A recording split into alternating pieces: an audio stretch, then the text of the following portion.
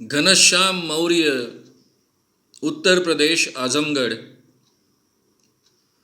इनका सवाल ऐसा है कि कुछ लोग ऐसे होते हैं कि जो लड़का होने के बावजूद दहेज नहीं लेना चाहते, लेकिन लड़की वाले लोग बहुत आग्रह करते हैं कि दहेज लेना ही चाहिए। तो ऐसे वक्त में क्या करना चाहिए? मुझे ये सवाल सुनकर बड़ा अचरज लगा। हमारे समाज में लड़के को इतना महत्व होता है, कम से कम शादी के व्यवहार में तो बहुत बड़ा महत्व होता है, बाकी जीवन में हो ना हो। और उसको दहेज लेना है, दहेज लड़की वाले दे रहे हैं, और लड़के ने कहा कि मैं दहेज नहीं लेता हूं, तो यहां दिक्कत आने का सवाल ही नहीं आता है। उल्टा होता है हमेशा। लड़की अगर दहेज देना नहीं चाहती है, वो अटके रहती है, तो लड़का कारण बताएगा, नाटक करेगा कि मैं नहीं दहेज लेना चाहता हूं, लेकिन क्या करूं, मेरे माता पिता अटक गए हैं, मेरे मामा जी अटक गए हैं, वो कहते हैं कि दहेज के बिना तो शादी नहीं हो सकती है, इसलिए मजबूरन मुझे दहेज लेना पड़ता है। ये तो प्रेम शादियां जो होती है उसमें भी होता है। तो एवरेज जो रूटीन शादियां तय की जाती है उसमें तो इसकी बहुत गुंजाइश होती है। यहां एकदम से उल्टी केस है। लड़के को तो बहुत अधिकार है अपने समाज में।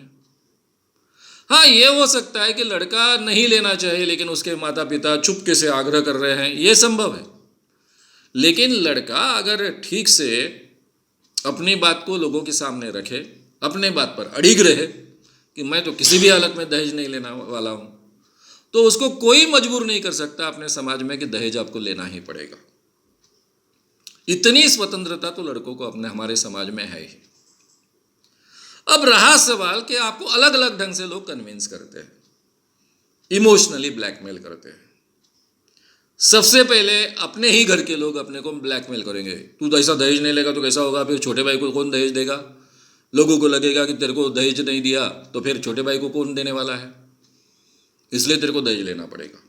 फिर मामा कहेगा कि तू दहेज नहीं लेगा तो कैसा होगा, सभी रिश्तेदारों में फिर बगैर दहेज की शादियां करनी पड़ेगी। तेरा ठीक है, तेरे पास पैसा है, ये अमुक है, तमुक है, तमुक है, बाकी लोगों का क्या होगा। ये इमोशनली ब्लैकमेल करने का शायद आपको संभव है। या फिर चुपके से लड़की वालों को कहेंगे कि आपको तो दहेज देना पड़ेगा, लेकिन आपके सामने नाटक करेंगे कि हम दहेज तो नहीं बोले, हमने तो दहेज के बारे में कुछ नहीं बोला, लेकिन वही आग्रह कर रहे हैं। ये सब चीज़ें जो है वो ठीक ढंग से आप समझ लीजिए, घर के लोगों को ठीक ढंग से समझा दीजिए कि मेरी ओर से अगर कोई बोलता है तो मैं शादी को ही तोड़ दूंगा, बिल्कुल मैं दहेज नहीं लेने वाला। लड़की वालों की ओर से अगर आपको कोई आग्रह करता है, इमोशनली समझाने की कोशिश कर, हम देना चाहते हैं, हम लड़की के लिए कुछ करना चाहते हैं, आप क्यों हमें मना कर रहे हो, हमारी ये परंपरा है, तो आप सीधा कह सकते हो कि आप जो भी देना चाहते हो आनंद से दीजिए। लड़की के नाम से सिंगल खाता खोलिए बैंक में, उसके नाम से पैसे जमा कीजिए। मैं उस पैसे को कभी ज़िंदगी में हाथ नहीं लगाऊंगा। वो पैसे फिक्स डिपॉजिट में डाल के रखिए, वो आपके लड़की के नाम पर पड़े रहेंगे, उसके लिए वो सुरक्षा हो जाएगी। अगर जीवन में मेरा कुछ कम ज़्यादा होता है या फिर कल जाकर कुछ शादी में कम ज़्यादा होता है तो उसे जीवन भर की सुरक्षा मिल जाएगी उसमें से। तो आप अपने बेटी के नाम पर, अपने भांजी के नाम पर चाहे उतना पैसा डाल सकते हो, जिसको मैं कभी हाथ नहीं लगाने वाला, वो उसके अधिकार का पैसा रहेगा। फिर शायद आपके दिमाग में यह आए तो फिर मेरी तो बीबी, उसके पास पैसा रहेगा तो मेरे कान के नीचे नहीं रहने वाली। अब इस विचारधारा का आदमी तो दहेज न लेने का तय नहीं कर सकता है। कान के नीचे रहने वाली बीबी ढूंढने वाला आदमी का दहेज को नकार देगा?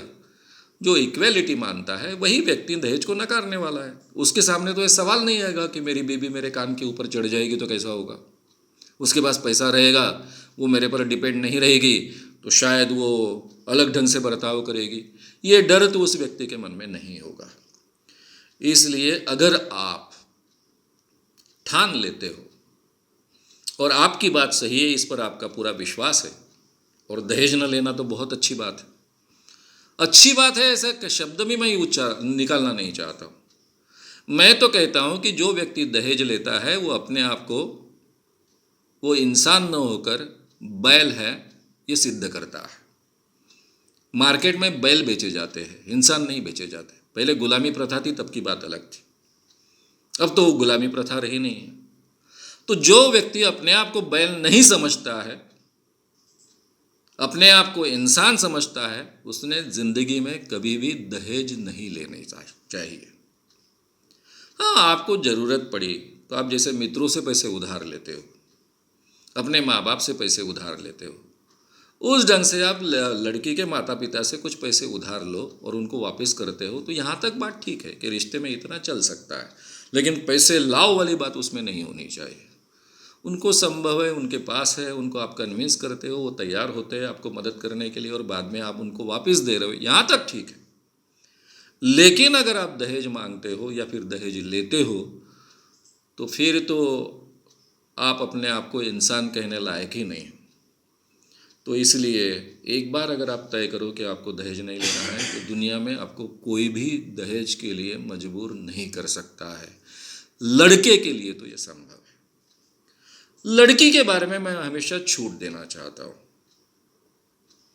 क्योंकि कई लड़कियों को अगर दहेज नहीं दे देना है, क्योंकि एक ज़माने में हम मुंडा विरोधी आघाड़ी नाम का संगठन चलाते थे, रूपाताई कुलकर्णी हमारी नेता थी। कई लड़कियां प्रण करती थी कि हम दहेज नहीं देंगे, उनकी शादियों में बहुत दिक्कत आती है। कुछ लड़कियां आखिरी तक टिकी, बिल्कुल उन्होंने दहेज के बगैर ही शादी की। कुछ लड़कियों के लिए संभव नहीं हुआ। तब मैंने उनसे कहा था कि तुम्हें छूट है, तुम्हारी मजबूरियां समझने लायक है, लेकिन लड़के की मजबूरी समझने लायक नहीं है। अगर कोई लड़का कहता है कि मुझे मजबूरी में दहेज लेना पड़ रहा है, तो मैं कभी मान्य नहीं कर सका इस बात को, क्योंकि समाज में लड़कों को चाहे न चाहे वो अधिकार है, वो अपनी बात पर अड़िग रह सकता है। इसलिए दहेज नहीं लेना अच्छा निर्णय है, अपने आप को इंसान सिद्ध करने वाला निर्णय है, उस पर अड़िग रहना चाहिए।